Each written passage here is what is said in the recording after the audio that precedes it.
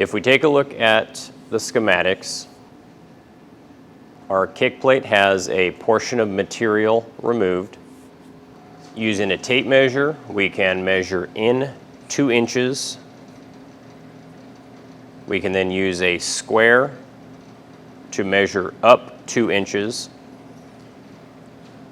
If we create a reference point 2 inches up, a little bit further down, we can connect those together. And then taking a lid or some other type of rounded object with a diameter of 2 inches, we can create a 1-inch radius.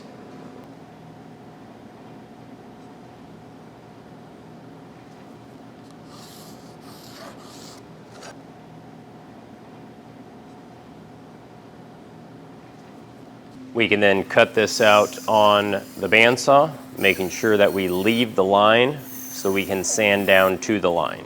A few relief cuts will help us in the process.